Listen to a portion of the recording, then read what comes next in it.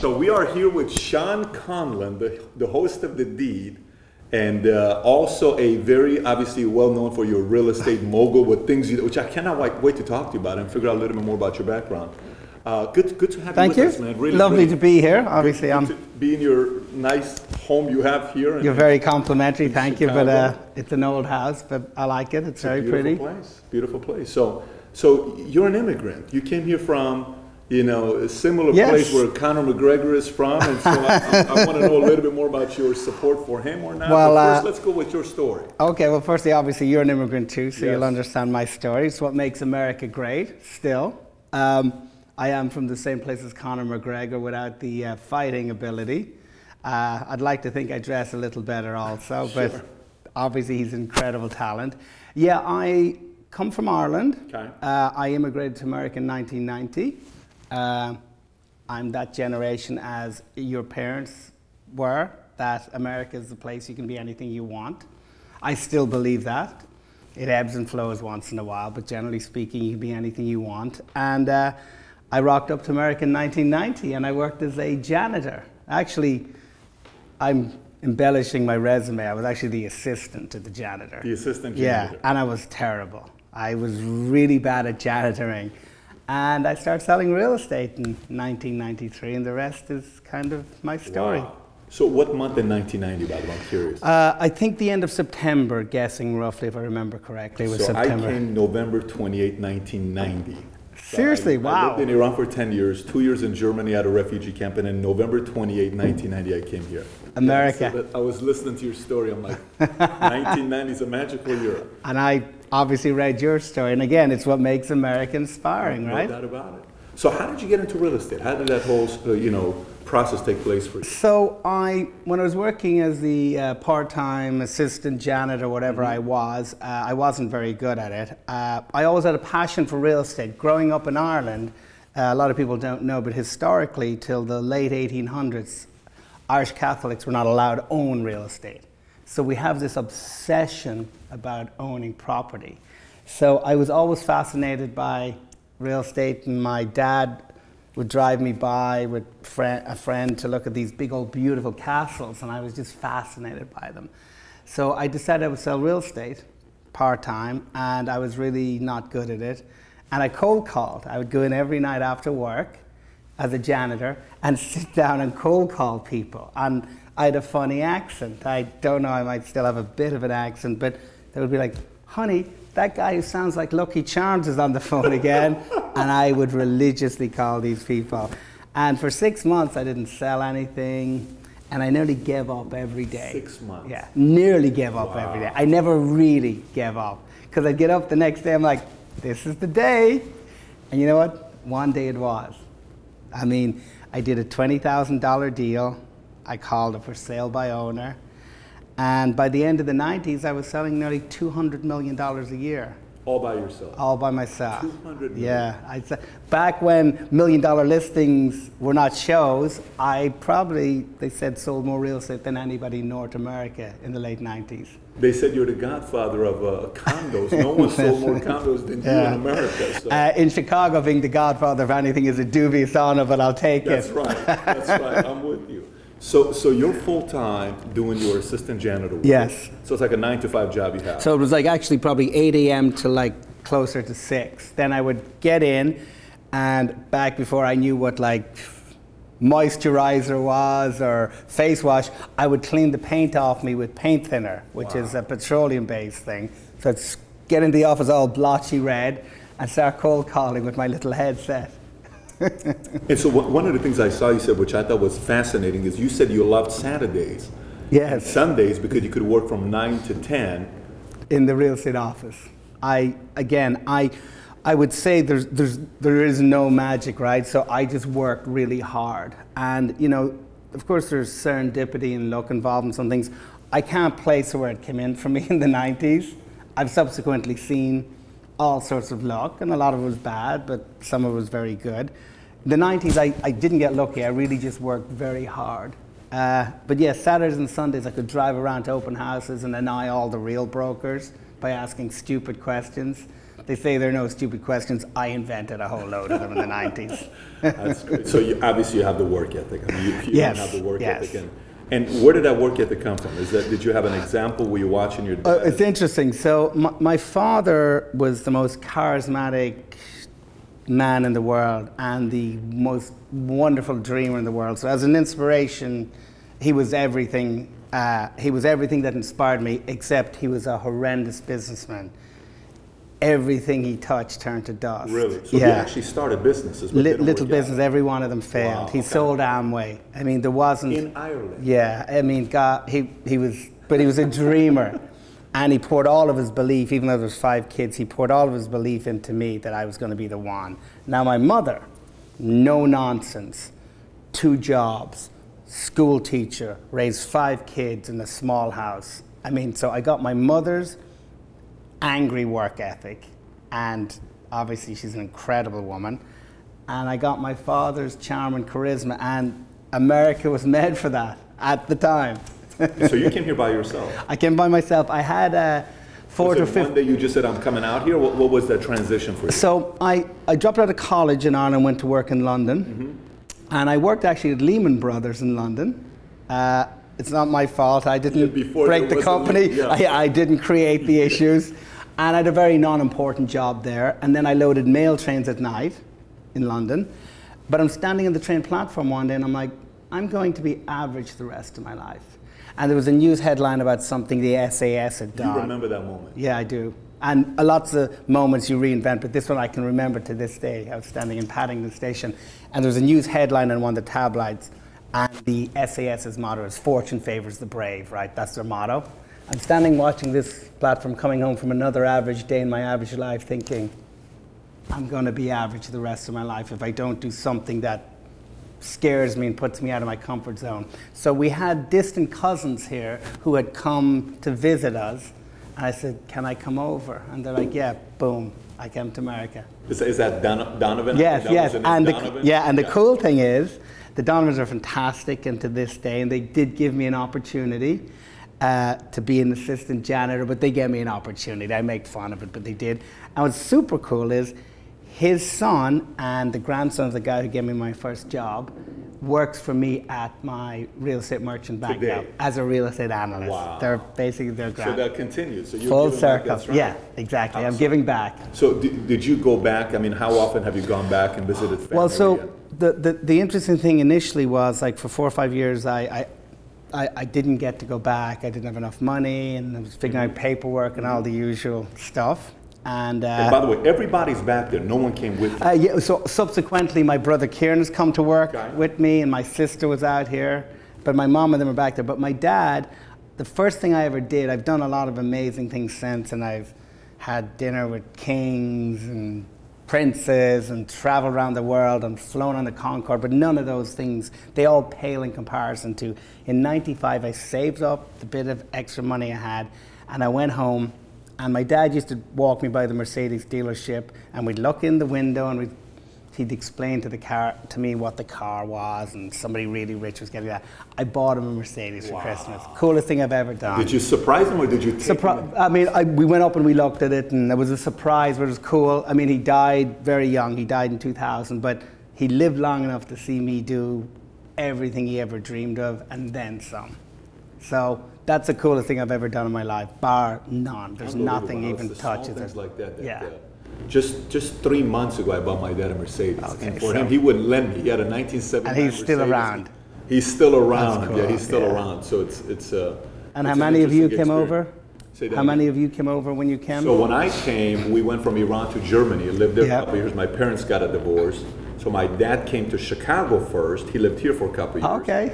And then we came with my mom and my sister. Okay. And we moved to LA. Cool. So yeah.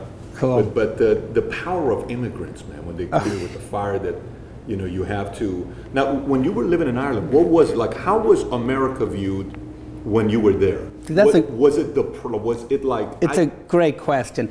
America, I mean, you know, we're not going to touch politics right now, but America is great, doesn't need to be made great again. Of course it has all of its problems, but there's nowhere in the world There's no one in the world that has a more level playing field still. There's no one in the world you can do the things you can do. Growing up in Ireland, we were raised on America. I wanted to be John Wayne, Cary Grant, Clint Eastwood. Everything was America. America in your mind was that promised land where you could be anything, right? You could be anything in it.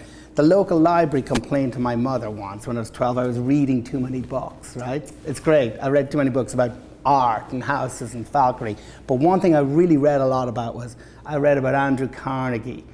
I read about Rockefeller. In Ireland, you read about Carnegie. In the library. Wow. I wanted these and books. I'm 12 years old. Yeah, 12, 13, 14. I read these books. Why was that? Now let me ask you, was it because your dad would say, look at this, yeah, look at this, because you said something. Bingo. So your dad was getting your dream machine going at that age? Yeah, my dad, but he didn't know, he wasn't doing it intentionally. He's like, come here, Shawnee, look at this. And he called me Shawnee. He's like, come here, Shawnee, look at this. He's like, look at that book. That's an American guy has that. And anytime anything was big or amazing, my father would be like, that's America. So cool. It was in my mind. So it shows you the impact you can have on kids and children with the right positive message. Unbelievable. And reading. I still tell people, you need to read. Would your dad tell you to read? No, my mom would tell me. Yeah, my mom would tell me to read. But ironically, my dad, who dropped out of school at 12, my mom was very well educated. My dad, who dropped out of school at 12, read the paper from cover to cover every day. Yeah, wow. And he could tell you everything about America, everything.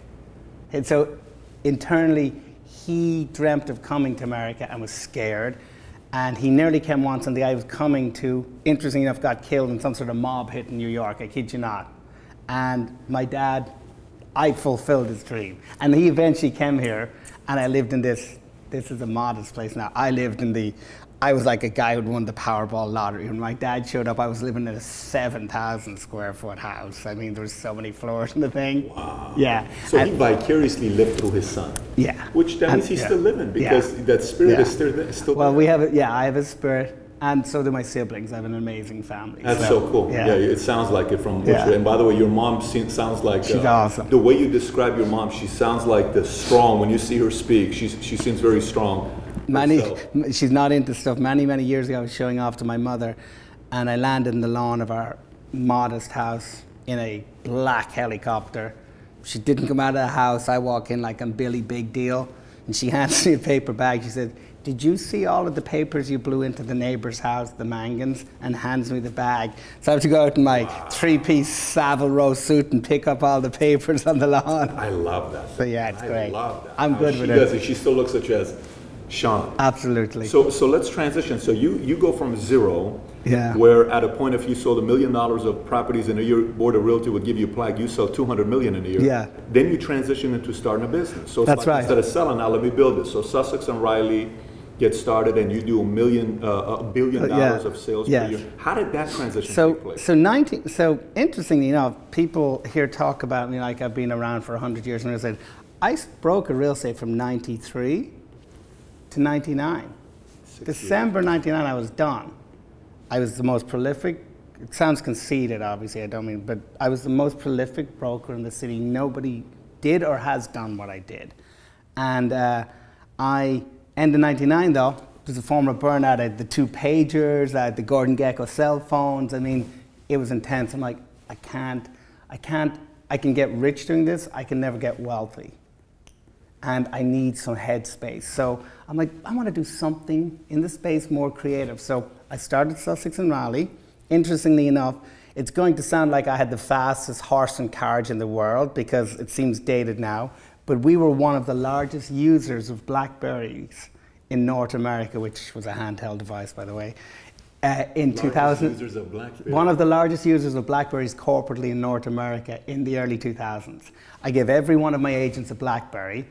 And then the other thing I did before I opened, I would run a full page ad every week without the name of my company and just a phone number. And it would say, announcing a bold new vision for real estate. And then I would put in parentheses, I know that sounds like a code of ethics for used car sales. And then the next week I'd followed up with an ad, I'm about to clean up the face of real estate. And then in parentheses I would say, but I need to find the guys who handle that whole Exxon Valdez thing. So I ran these for about a month, and everyone's like, what's going on? Who is this? Yeah, once a week, like 10, 20,000 a pop. Sure. You know, when it was in print media, it was expensive. And I ran them for a month. And then we opened, and the buzz was so much, and classic. The real estate board wanted to sue me for insulting realtors. Insulting realtors? I'm not going to touch that because I love realtors.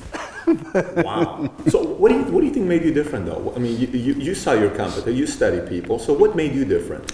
So we'll go back to the beginning of the conversation. So I came at it as an immigrant from the outside. Okay. So immigrant or outsider, you look at things differently. Mm-hmm. So I looked at this business where there's no limit on what you can make, but people have no accountability. You, as a broker, sometimes you stay in bed if you want, and you come in. I approach it like this was the greatest job opportunity I had in my life. I wore a suit every day. I wore a tie every day. I behaved like I'd just gotten a job at, Goldman Sachs or JP Morgan. So I approached it with a discipline. I ran it like a business.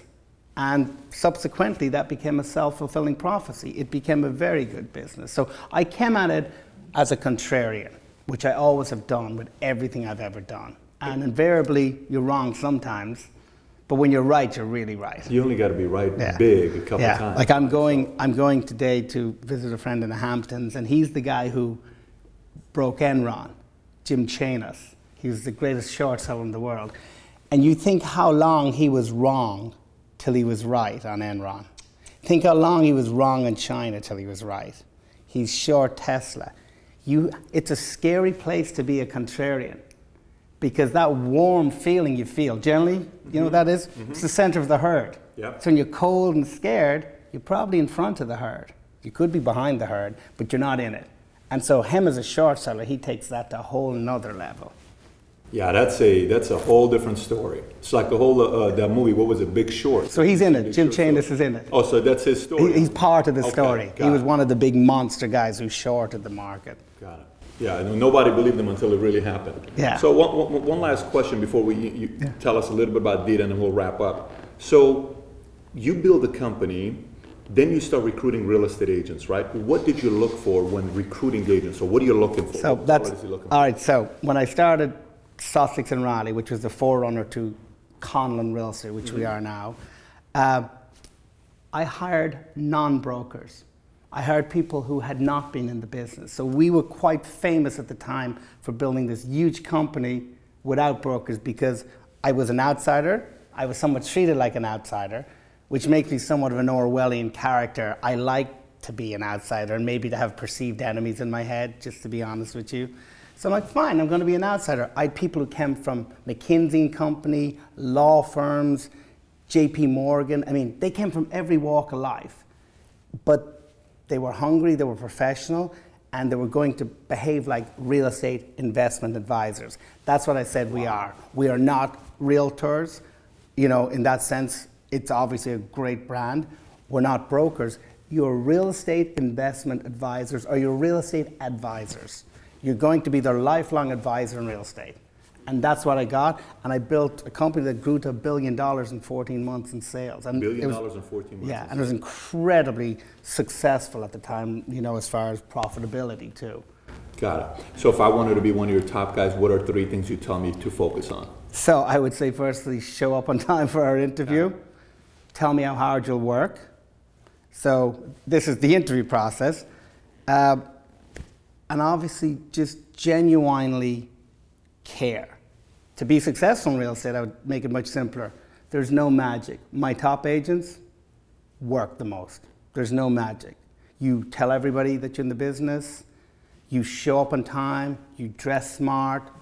You treat it like it's the biggest investment people are ever going to make. It's not a part-time job, but hard work. There's no magic. And read everything you can about real estate. Educate yourself. Yeah, and read the Wall Street Journal if you can every day, some of it, or the New York Times, or just know a little bit about everything that's going on. It's very relevant. That would be my advice. I like that. And then last but not least, the show, Deeds. Yes. How did that come about, and tell us a little bit about it? So the show came about because of serendipity. So when I say I've had luck and some not, that's true serendipity. Back when I was the assistant janitor, I would have got a bonus if I turned people in who were not on the lease. So there's a fellow in the building called Bob Title, and he wasn't on the lease, so I could have turned him in. And he had a nickname for me, Subtitles, because he said I didn't speak English. So I really should have turned him in, but I loved him. And he goes off to try and sell a movie in Los Angeles. He comes back in 94. He tells this story beautifully when he spoke at a college. He comes back in 94 and he's like, he's 10,000 short for making his movie. And he sees a Range Rover coming down the street in 94. He's like, drug dealers had them and rappers maybe. And he's like, it stops, who gets out of it? Subtitles. He's like, so I'm assuming Subtitles has got a really good drug dealing gig going on. And he tells, yeah, in Chicago, he tells me what he's doing. And I'm like, oh, I got this. I take a check out, apparently write a check in the hood of the car, which I did. So he went off and made Barbershop, Men of Honor, Biggie, Tupac. I mean, he made a slew of hits. He married the first native-born Prime Minister of Bermuda's daughter. I'm the godfather to the kid. We're best friends to this day. We sit on the beach on my house in Malibu some Christmas and we look into each other, we're like, really? And he brought me into CNBC with him. I was his real estate advisor. And he's like, you guys should do something, and here we are. And it's really cool because it's what I have done anyway, so it's very real. I lend my own money. You show the difficulties of it. Yeah. There are difficulties. What we probably didn't emphasize enough is we've done all those deals now, and they've worked, and the people have gotten their money out and stuff like that, and I've gotten paid back. It's actually a great process, and it's really exciting. And the end bit we didn't get to show is like a lot of these people are ecstatic. They've done it, and they're going to do it for a living. So it's great. It's a real. The Deed Chicago is a real show, and it's very different. That did it with somebody who's an experience. Yeah. Not an actor. Yeah. This is somebody that went. And there's no script. Yeah, there's no script. And the things I tell them, it's not because I've read it. I've made all these mistakes. I've had these things happen to me. That's great. So that's what I like about that show. Well, listen, this has been a pleasure. I mean, thank you. Likewise. Very, very interesting guy. So, Conor McGregor versus Mayweather. What do you think? Do you think he stands a chance? Like, so, let me tell you something. Two of the greatest businessmen ever. Yeah. I don't care who loses, right? I'd take that fight because, okay, he knocks me out in the first minute, second, $100 million, right? Yeah. So it's a fascinating thing because of their age differential, and McGregor psychologically is a street fighter who, a fantastic story, by the way, fantastic Irish story, came from a really poor place. For all the showmanship, he's a real pro. Mayweather, though, is probably an artist, right? I mean, this is something, like he's psychologically, he knows how to play defense, but it'll be an amazing one. I can't call it. I'm not going to call it. You're not going to call it, okay. But I'm up for McGregor, obviously. So I'm hoping for a shocking ending with McGregor getting a left one in there. But we'll see what's going to happen. Well, I'm not going to call it, but I'm obviously up for McGregor, of course. And it's wonderful. I didn't mean to discount his outfits. He dresses like the most wonderful squire ever in his suits. I don't know if you've seen him. But he puts on a show. He's definitely a show. He's a brilliant showman. He is. Yeah. Both of them are. They're both showmen, so. I like it. Yeah. It's an American. Hey, man, thank you so much Thank for your you. time. Lovely really, to meet you. Really Thank you. Very honored to be on your show, so thanks a lot. Yeah, and so you can go look him up and study. He's got a real good story, but thank you for your time, Sean. Thank you very much. I do appreciate it. Thank you, guys.